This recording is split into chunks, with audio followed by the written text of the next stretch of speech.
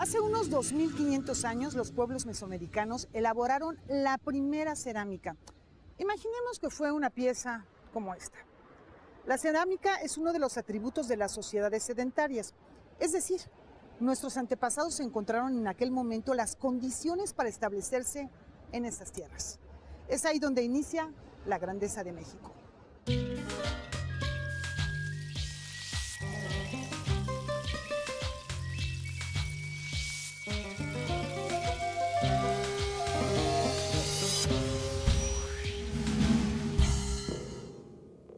Si fuera posible contar la historia de México en toda su amplitud y diversidad mediante objetos, ¿qué objetos elegirían? Un amplio equipo de conocedores se reunió con el fin de buscar por todo el mundo las piezas que mejor representaran el desarrollo de una de las naciones más diversas y ricas del planeta, la nuestra.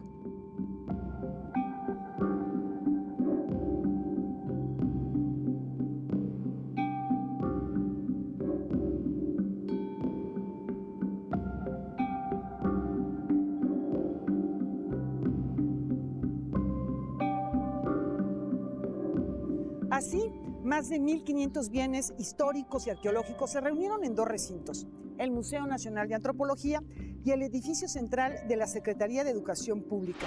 En este programa vamos a conocer las piezas que aloja el museo más visitado de México. ¿Quieren saber cuáles son los objetos que nos representan? Acompáñenme.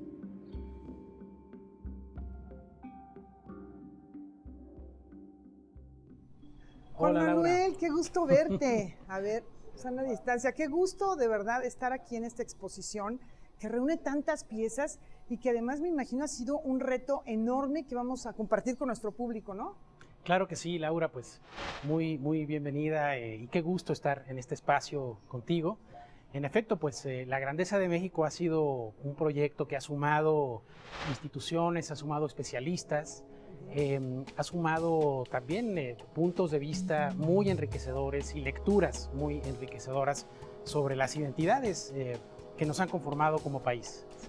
Reúne piezas de muchos siglos, muy diversas, hasta la época contemporánea, hasta tiempos muy recientes, ¿no? Sí, correcto. En realidad es un recorrido desde pues, la época prehispánica, desde el preclásico, desde las culturas madres, la cultura olmeca, hasta nuestro siglo XX y la plástica moderna también. Pues es justamente recorrer todo lo que somos los mexicanos y los procesos también, los procesos de resistencia, los procesos históricos que nos han dado identidad a los mexicanos. Dos procesos que marcan la historia de México inspiraron la exposición. Diego Prieto nos explica.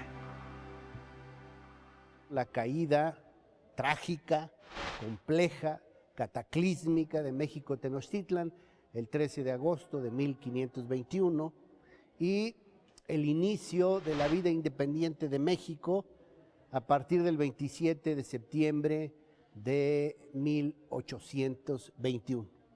Estas dos efemérides marcan 300 años de ocupación española en nuestro territorio, y en este periodo es que se establecen las bases de lo que habría de ser la nación emergente que en el siglo XIX inicia la lucha por su soberanía y su vida independiente a partir de 1821. La exposición tiene más de 1200 piezas que han sido estructuradas en 4 núcleos y una introducción. Es un viaje patrimonial no solamente de piezas que están en museos mexicanos, sino de piezas que han podido venir en traslado temporal a nuestro país y justamente construyen este recorrido por nuestras identidades y nuestras regiones también. ¿Qué te parece, Juan Manuel, si compartimos con nuestro público esta pieza que da bienvenida a la exposición? Claro. Y que es una obra de la cultura mexica, chicomecoatl. Así es, pues es una pieza mexica de Tláhuac específicamente, que presenta un par de mazorcas siamesas en un gesto de presentación casi teatral en el que se abre una ventana y que pues en este caso, a través de la instalación museográfica, se convierte en un condensador de toda esta sección que habla y presenta al maíz como un elemento identitario de cultura que pues es un unificador innegable, indudable, y que pues en la historia y en nuestras identidades nos ha dado arraigo y raíces comunes. México es un país de una gran diversidad cultural, étnica, lingüística, regional, comunitaria, y eso es lo que quisimos presentar aquí, con orgullo, presentar un México diverso, un México plural, que además ha podido transitar con un enorme sentido del heroísmo, de la creatividad y de la resiliencia, los distintos desafíos históricos que se le han presentado.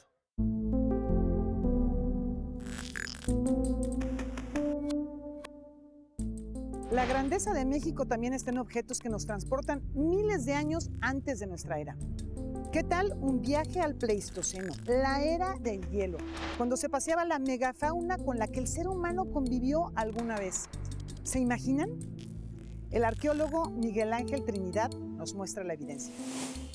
La dispersión de este tipo de puntas de proyectil o cuchillos nos marcan el rango, ¿no?, de asentamientos de los grupos Clovis, que eran cazadores-recolectores. Esta tiene una antigüedad de 13.500 años aproximadamente. Esto nos habla de grupos cazadores-recolectores que estuvieron en contacto con fauna pleistocénica, es decir, con gliptodontes, mamuts, dientes de sable y algunas otras especies, de camélidos y otros. Lo interesante de esta pieza, que viene de un sitio que se llama El Fin del Mundo, en Sonora, es que fue encontrada en asociación con restos de mamut. ¿Sí? Esto es la primer punta, o bueno, el primer conjunto de artefactos líticos que se encuentran asociados al desplazamiento y a las cacerías de los mamuts.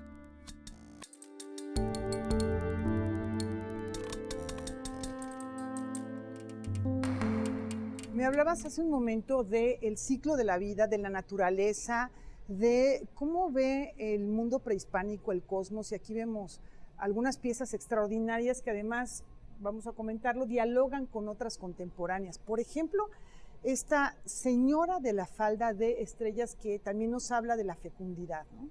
Claro, aquí en esta sección que habla sobre la estructura cósmica en nuestras culturas, y en efecto es una estrategia museológica y museográfica la de ir del presente al pasado en un diálogo plástico.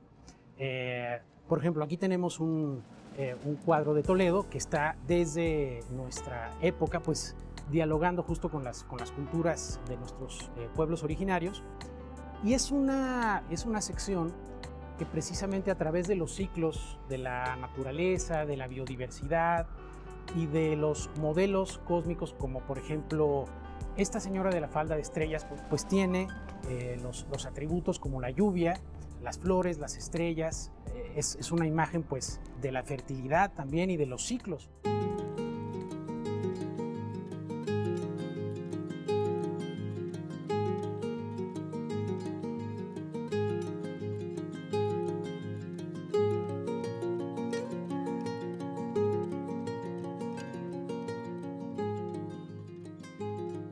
En este segmento hay una muestra de la biodiversidad que tenemos en México, que es un país megadiverso en flora, en fauna, y aquí flanqueados por la guerrera águila y el guerrero jaguar vemos a dos animales.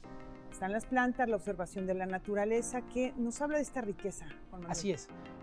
Vemos a la guerrera ataviada pues, con un águila que además tiene en las plumas pedernales.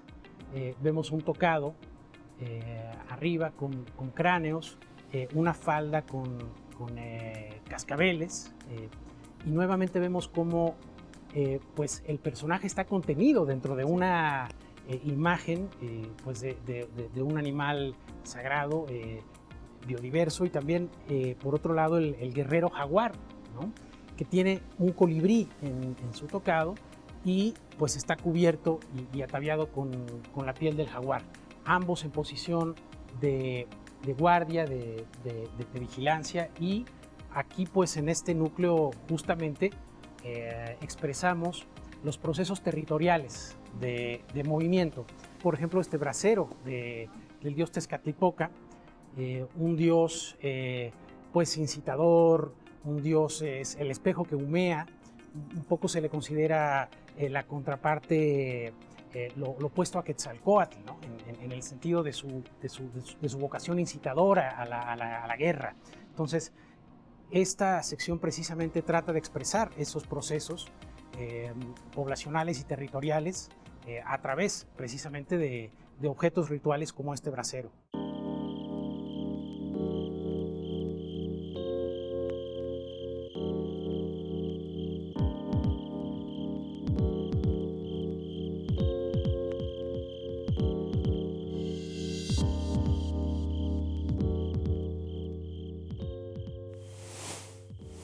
El territorio de México no solamente tiene gran diversidad natural, sino que ha sido escenario de hechos extraordinarios, como la caída del meteorito que provocó la extinción de los dinosaurios, el Chicxulub, en el estado de Yucatán.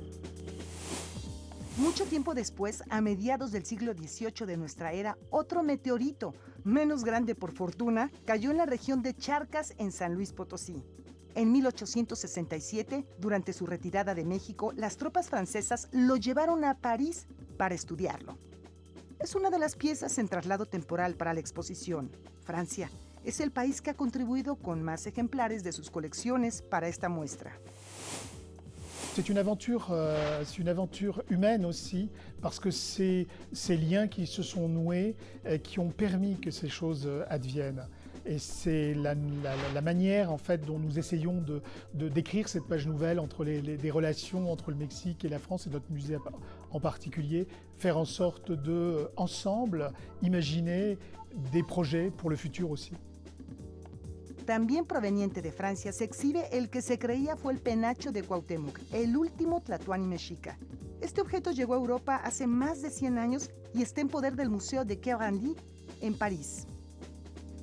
Notamment d'autres sculptures précolombiennes, mais aussi des tableaux en plume, tout un art de la plume qui est très important, qui est colonial, mais qui reste très important, avec la participation aussi d'un autre musée important pour les Amériques en France, qui est le musée d'une ville qui s'appelle Auch. Et puis des objets plutôt surprenants, comme toute une série de petits mobiliers minuscules, comme mobilier de poupée, fait en plume. Donc il y a environ une trentaine d'objets du musée du Quai Branly qui vont être ici. Así como una investigación determinó que el penacho que vimos no es para nada el de Cuauhtémoc, aunque tiene un valor histórico, especialistas concluyeron que unas figurillas prehispánicas encontradas en Sinaloa corresponden a los actuales maracames, los sacerdotes responsables de conservar las tradiciones en la cultura wixárika. Veamos. Y esta representación que tenemos también en Sinaloa, es una figurilla que viene de Chametla, municipio del Rosario, es un maracame, o sea, no hay duda, ¿no? Todos los elementos iconográficos nos hablan de un maracame, que es aquel que se encarga de los rituales, ¿no? De las ceremonias y de hacer estos tránsitos entre diferentes universos. Lo interesante es la posición que tenemos de ambos, ¿no? Esta figurilla es más o menos entre el año 250 y 500 después de Cristo. Los dos están sentados en sus equipales, ¿no? Y lo que vemos, en efecto, cada uno tiene elementos que lo van a marcar. Y en este caso, pues sí, es un dirigente, y el hecho de que esté sentado, de que no esté directamente posado sobre el piso, habla de un estatus y un linaje. La función de los maracames atraviesa siglos de historia y perdura hasta hoy. Una muestra de que la grandeza de México se puede dimensionar en un extenso arco temporal. Entonces tenemos un lapso de tiempo inmenso, desde el meteorito de Charcas, que data de hace millones de años y que vino desde Francia, hasta objetos del siglo XXI, por ejemplo, objetos muy interesantes del arte chicano en Estados Unidos. Soy muy mexicano, no tiene remedio. En donde he estado, lo que me alimenta es México. Rufino Tamayo. ¿Es posible representar al indígena contemporáneo en una pintura? ¿Cómo se recrean hoy rituales como la danza de los voladores? En un momentito lo vamos a descubrir.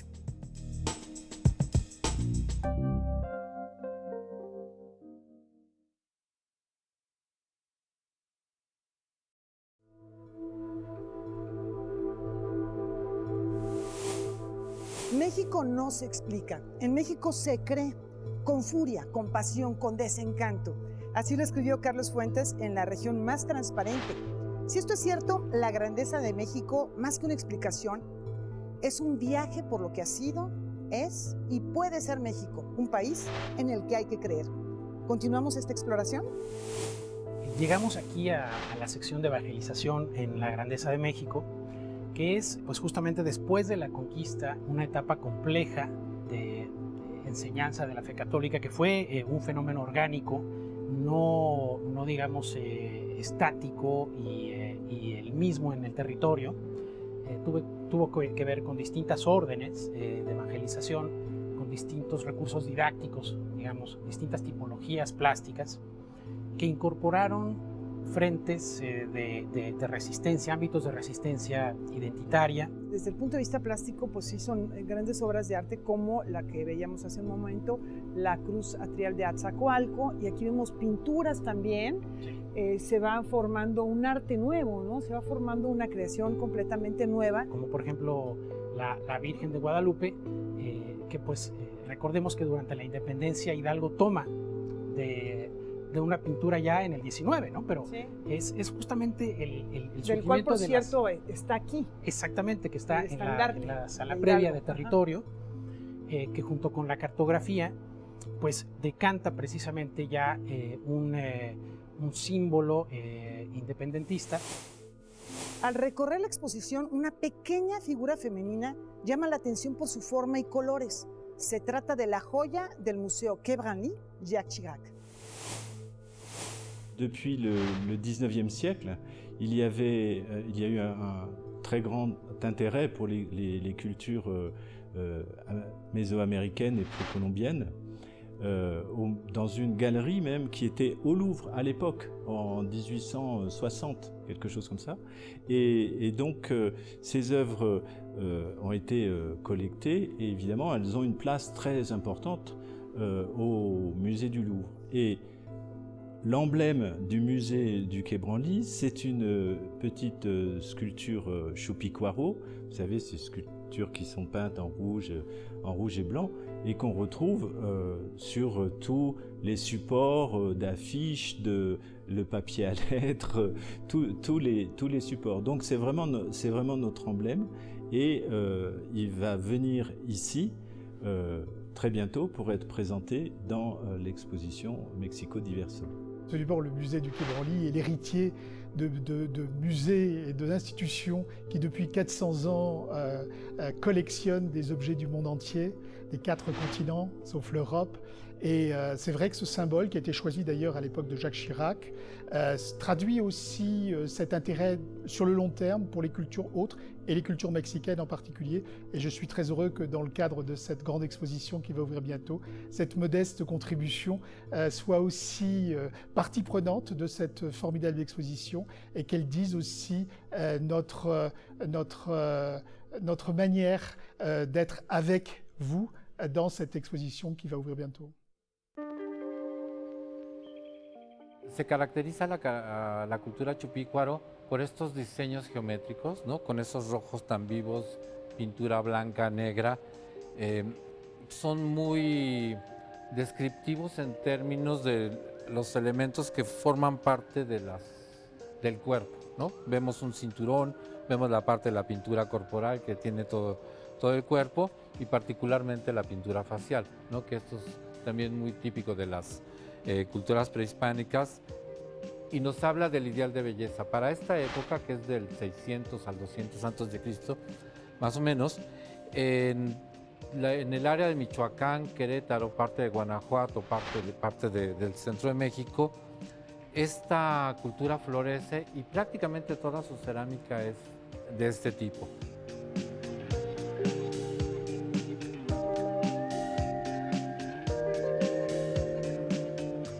Vamos con otra mujer, también protagonista de La Grandeza de México. Ahora nos vas a platicar, Juan Manuel, del ser social, de la vida cotidiana, del individuo, de la persona, y para ello, qué mejor que tener aquí de fondo esta obra extraordinaria del maestro Raúl Anguiano. Sí, es un óleo hecho en 1949 que está pues en el contexto de una exploración en Bonampak y muestra pues a una mujer lacandona en un momento de descanso sacándose una espina, ¿no? Y pues inmediatamente nos hace conectarnos pues con un aspecto de las identidades que tienen que ver con justo con la discriminación, con el dolor, con la desolación, con aspectos que pues son inherentes a la resistencia.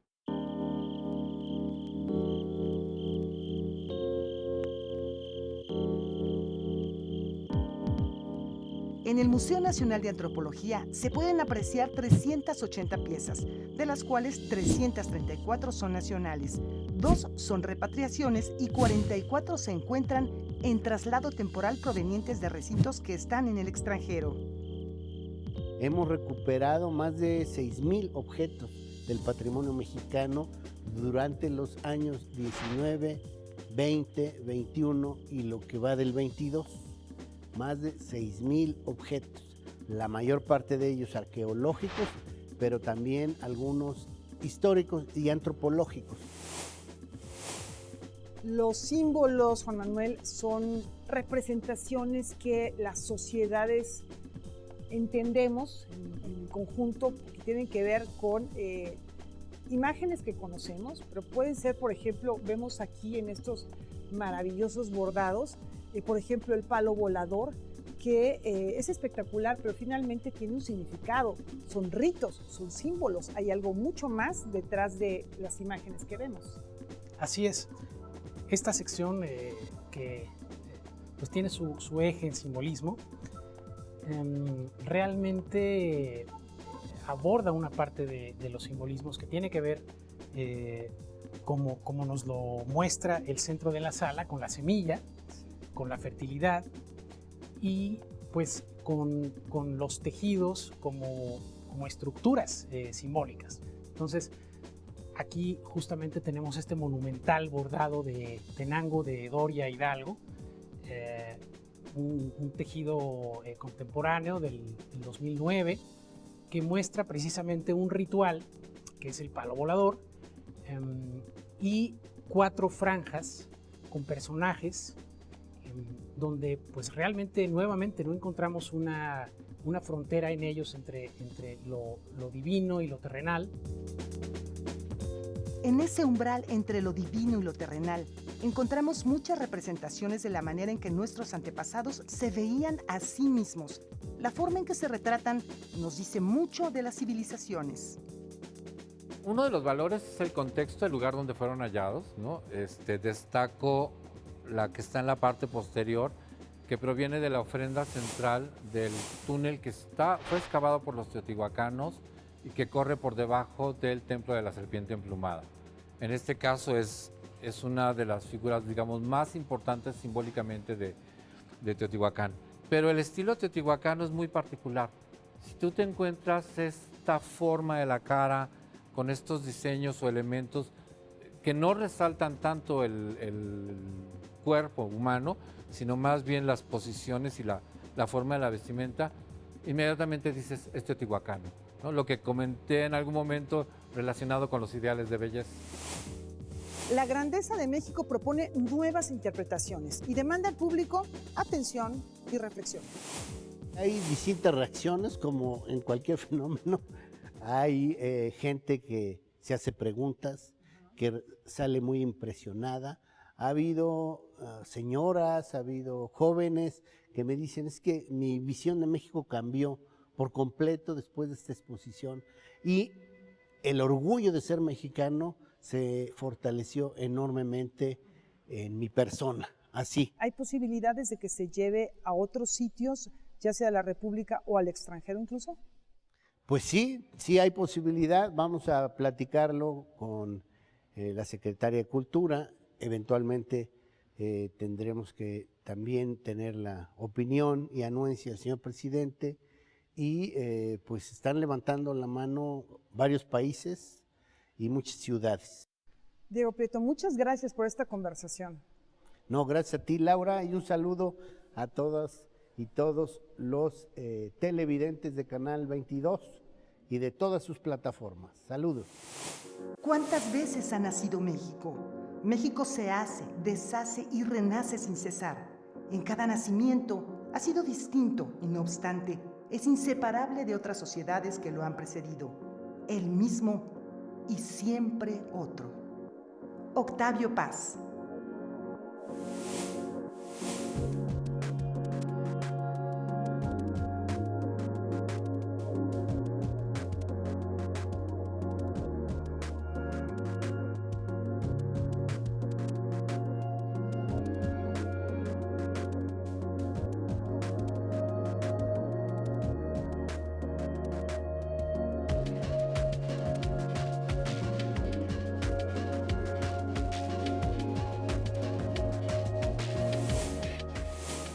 México, el país que nació en el corazón de la luna.